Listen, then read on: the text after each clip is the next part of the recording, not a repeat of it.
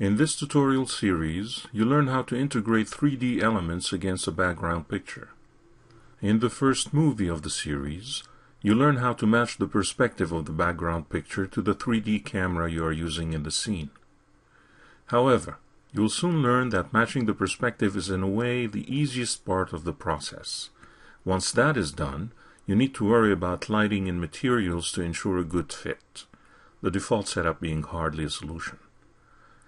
You will be experimenting with various scenarios to that effect.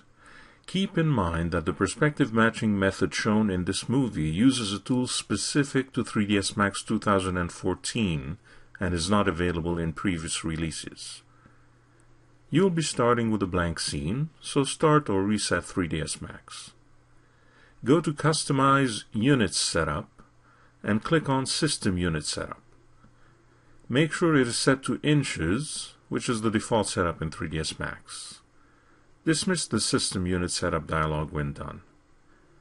As far as display unit scale, you can set it to metric as it gives you a better sense of scale than the default generic units. Click OK to exit the dialog. Next, take a look at the background image you downloaded for this tutorial. This picture was taken in Old Montreal, not far from the Autodesk office. It shows an old factory, a waterway, and a reasonably large sidewalk, about 12 meters wide, which serves as a point of interest. The idea is that you will play the part of an architect contracted to design and build an information booth in the middle of that walkway. First, you need to bring the background into 3ds Max. The picture's resolution has been downsized to 1080p, or 1920 by 1080 pixels. It's usually a good idea to match 3ds Max's output resolution to that of the background. At least, it helps if 3ds Max's output and the background picture have the same aspect ratio to prevent any distortions or stretching. Go to the Render Setup dialog. Set the render output size to HDTV video, which matches the background image resolution. You can leave it at 1920 by 1080, or reduce it slightly for test runs at 1280 by 720. It's still keeping the same aspect ratio. For this movie recording, I will bring it further down to a 960 by 540 resolution. This is in effect 4 times smaller than a full 1080p resolution, half the size horizontally and vertically. Close the Render Setup dialog when done.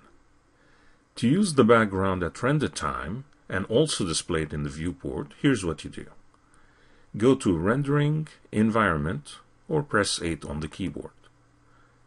In the background group, click the Environment Map button. Choose Bitmap from the dialog that appears, and then browse and select the background image from the folder where you stored it. That's your first step, but that's not enough. A render at this time shows an unexpected result. Open the Slate Material Editor and drag the background map from the Environment dialog into the viewer area as an instance. Double-click the node to see its properties. Note that it's set by default as a spherical environment. This can be very useful when you have a full 360-degree panorama, but not for simple still shots. Choose Screen instead and dismiss the Slate Material Editor. In fact, dismiss also the Render Setup dialog. Now the rendering is more predictable. To display the background in the viewport, first make sure the perspective view is active, and then press Alt-B. In the Viewport Configuration dialog, check the Use Environment Background option, and click OK to accept the changes.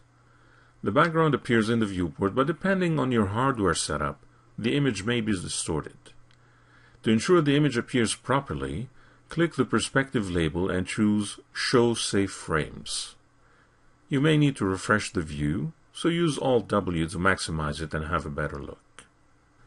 When you're done, revert back to 4 views and start thinking like an architect. In this scenario, you were contracted to design a 3 meter by 5 meter kiosk for a company named Worldwide Wonders that sells travel packages.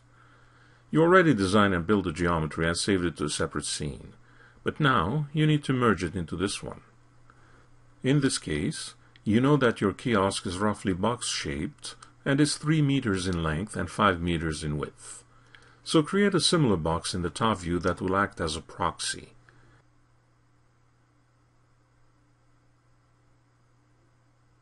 Make its height about 3 meters as well.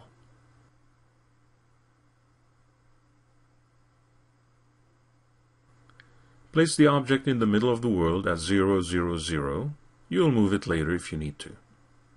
While you're at it, add a ground in the form of a plane object. Make it about 12 meters by 12 meters for now. You'll change the parameters later. You'll mostly need this object to cast shadows cast onto the sidewalk. Consider the background picture.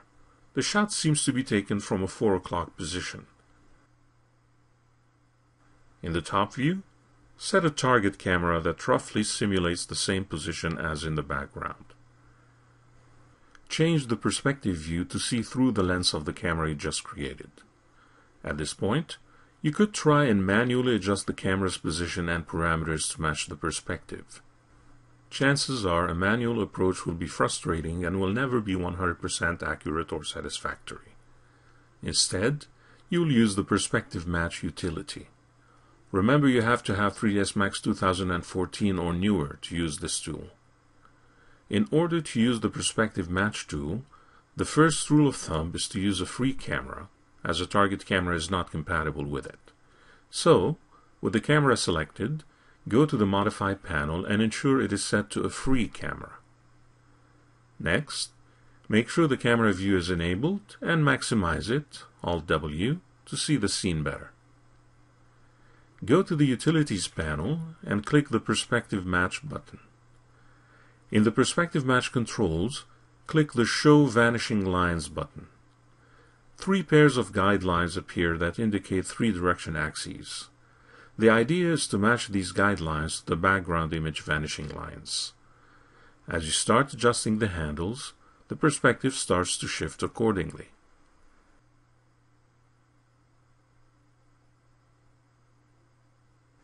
You may want to occasionally switch between wireframe and full shaded modes, F3 toggle, to see the scene better.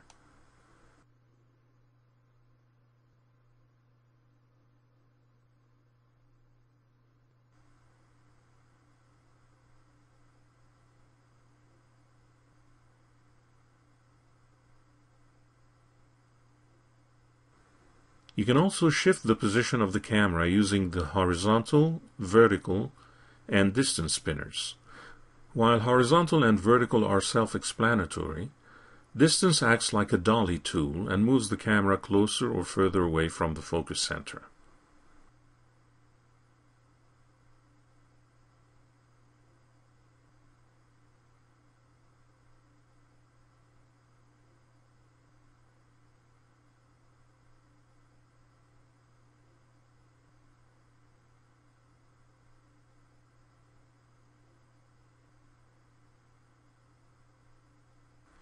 Once you have your perspective blocked out, save the file to the same folder where you downloaded the other assets you need for this tutorial.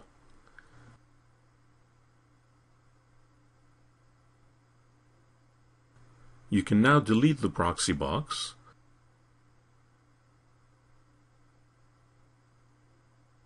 and merge in the actual kiosk design. Merge all the contents of the file named booth.max you downloaded previously. The perspective is a perfect match, but the rendering is still a long way from perfect. Save your file. In the next movie, you take a look at lighting the scene.